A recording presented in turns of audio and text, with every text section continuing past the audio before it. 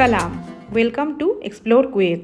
আজকের ব্লগে আমি শেয়ার করতে চলেছি কলকাতায় মাদার ওয়াক্স মিউজিয়ামে আমাদের ভিজিট। সারার পাপা কুয়েত আসার আগে আমাদের মাদার ওয়াক্স মিউজিয়ামে একবার ভিজিট করিয়ে নিয়েছিল। ছোটোবেলায় ওদেরকে অনেকবার নিয়ে গেছি, বাট বড় হয়ে ওরা জিনিসগুলো যেন আরও বেশি এনজয় করতে পারে। এটা মাদার ওয়াক্স মিউজিয়ামের জাস্ট সামনের জায়গাটা।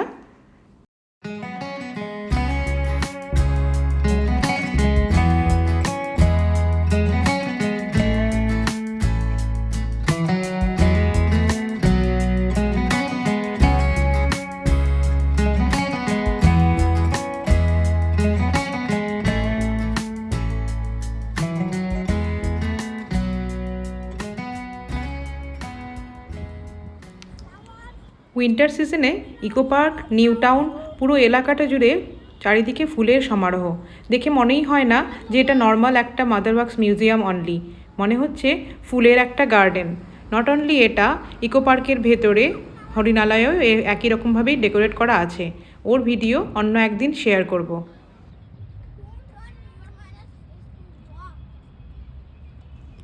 বাইরেরটাই এত সুন্দর করে সাজানো, ভেতরটা আরও সুন্দর। তবে বাইরের এই সুন্দর ফুলগুলো দেখে আমাদের আর কিছুতেই ভেতরে যেতে মন করছিল না। আমরা অনেকক্ষণ ধরে ওখানে বিভিন্ন রকমের পোজে ফুলগুলোর ছবি তুলছিলাম আর নিজেরাও বিভিন্ন ক্লিক নিচ্ছিলাম।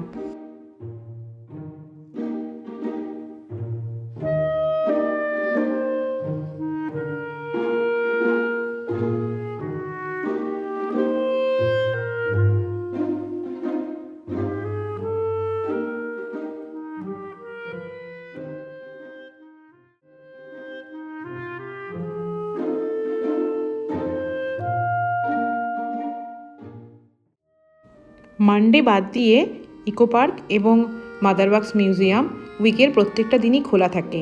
মানডে বন্ধ থাকে কারণ সানডেতে প্রচুর ক্রাউড হয়, আর মানডে তাই জন্য মেনটেনেন্সের জন্য বন্ধ থাকে। ইউজুয়ালি 5টা থেকে 7টা এই টাইমটা মাদার ওয়াক্স মিউজিয়াম সব থেকে বেশি ভিড় হয়। তবে নর্মালি 12টা থেকে 7টায় যে কোনো সময়ই আপনারা যান না কেন, একই রকমের সুন্দর এবং গোছানো মাদার ওয়াক্স মিউজিয়াম আপনার মন কাড়বেই।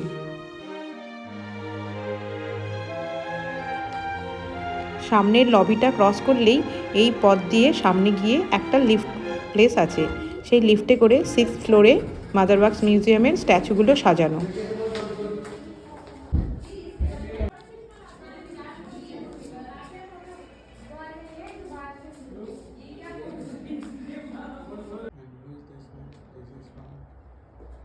He's from Bangladesh, right? এটা হচ্ছে পঞ্চম।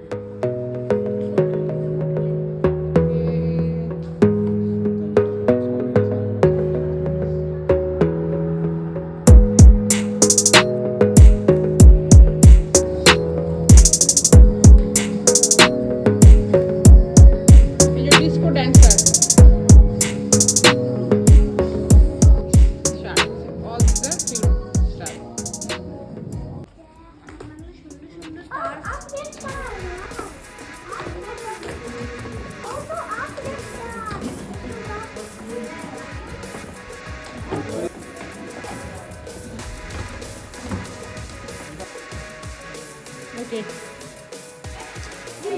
Don't touch anything. এই সেই হন্টেড প্লেসটা।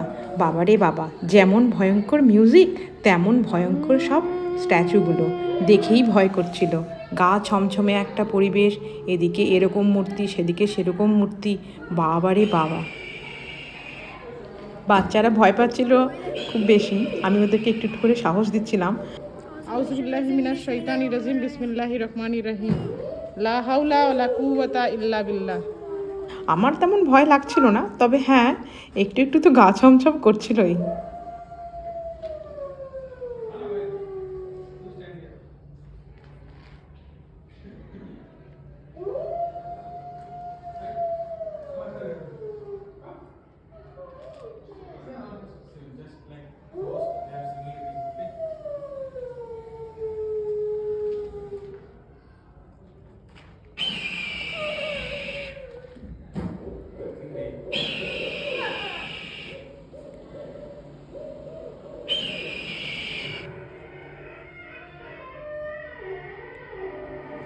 হন্টেড প্লেসের পার করে তারপরে এই সায়েন্স ফিকশন মুভিগুলোর বিভিন্ন ক্যারেক্টার্সগুলো বানানো ছিল, যেমন জাদু, আভতার, আরও কত কী। সেগুলো দেখে বাচ্চারা বেশ এনজয় করছিল। এই মুভিগুলো আমাদের বাচ্চারা তেমন ফ্যামিলিয়ার নয়, ওদের তেমন টিভি বা মুভি আমি কমই দেখাই। তো নু খুব ভালো করে অবজার্ভ করছিল যে এটা আবার কীরকম মানুষ। তবে সারা হয়তো একটু একটু চিনতে পারছিল, কারণ কিছুদিন আগেই ওদের আফতার মুভিটা দেখিয়েছিলাম।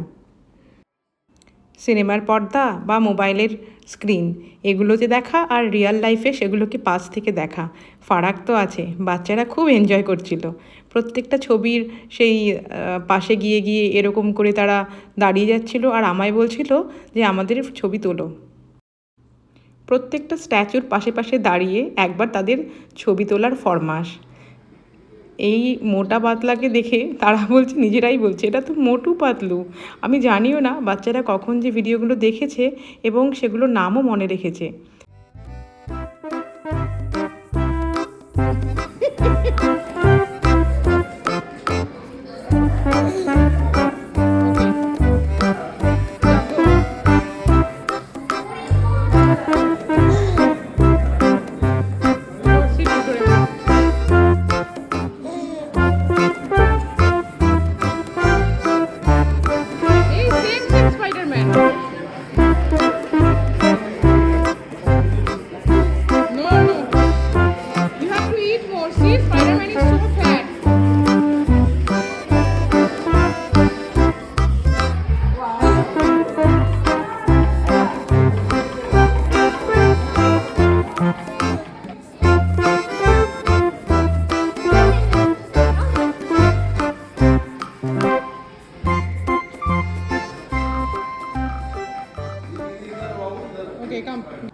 নেক্সট ডে ছিল লাইটনিং রুম।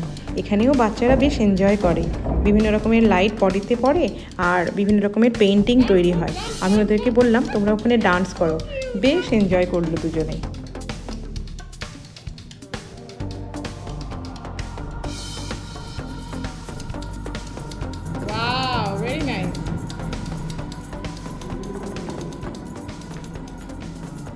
এই লাইটনিং রুমের পরের সেকশনটা আরও বেশি ইন্টারেস্টিং।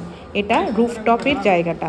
এখান থেকে পুরো ইকো পার্ক এবং নিউ টাউনটা ক্লিয়ারলি ভিজিবল হয়। আমরা এর আগে কখনো এই জায়গাটা এক্সপ্লোর করিনি।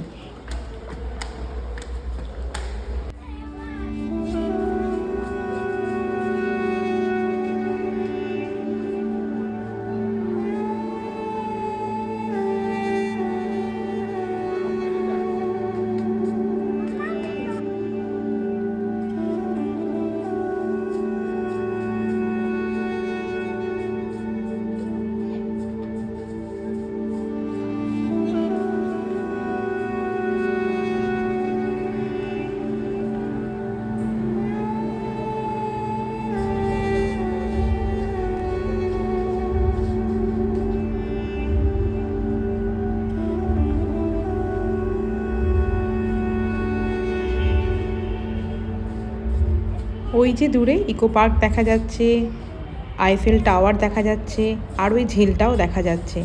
আপনারা যদি কখনো মাদার ওয়াক্স মিউজিয়াম ভিজিট করেন তাহলে এই রুফটপটা অফকোর্স ভিজিট করবেন। এর পাশে একটা প্যান্ট্রি মতো এরিয়াও আছে। আমরা অবশ্য সেখানে তেমন কিছু খাইনি, বিকজ আমরা সন্ধ্যার দিকে খেয়েই বেরিয়েছিলাম। এন্ট্রি করার সময় যে পাশে রেস্টুরেন্টগুলো ছিল, মানে ওই ফ্লাওয়ার গার্ডেনের পাশে, আমরা ভাবলাম ওখানে গিয়েই এক্সপ্লোর করে দেখা যাক ওখানে কেমন খাবার দাবার পাওয়া যায়। মাদার ওয়াক্স মিউজিয়ামের সামনে একটা ট্রাম রেস্টুরেন্ট আছে। মানে এই রেস্টুরেন্টে যদি আপনারা ট্রাম শেপের একটা বসার সিটিং অ্যারেঞ্জমেন্ট করা আছে, ওখানে যদি আপনারা খেতে চান তাহলে ওই স্ট্রিট ফুড স্টল থেকেই বুকিং করে নিতে হবে।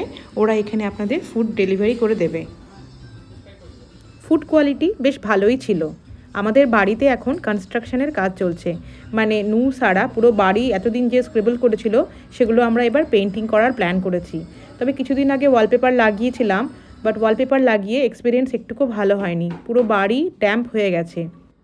ওয়ালপেপার দেখতে খুব সুন্দর, কিন্তু ভেরি কেয়ারফুল যে ওয়ালপেপার লাগালে কিন্তু বাড়ির কালার ড্যাম্প হয়ে যাবে। সারার এখন অনেক বইপত্র, তাই এই আলমারিটাকেও রিনোভেট করেছি ওর বুকশেলফ হিসেবে। আর কমন প্যাসেজে সিলিংয়ে এরকম একটা বক্স মতো করেছি। এটা ছোট ফ্ল্যাটের জন্য খুব অ্যাপ্লিকেবল। আজকের ব্লগটা তাহলে এখানেই শেষ করছি। খুব তাড়াতাড়ি দেখা হবে আবার একটি নতুন ব্লগে।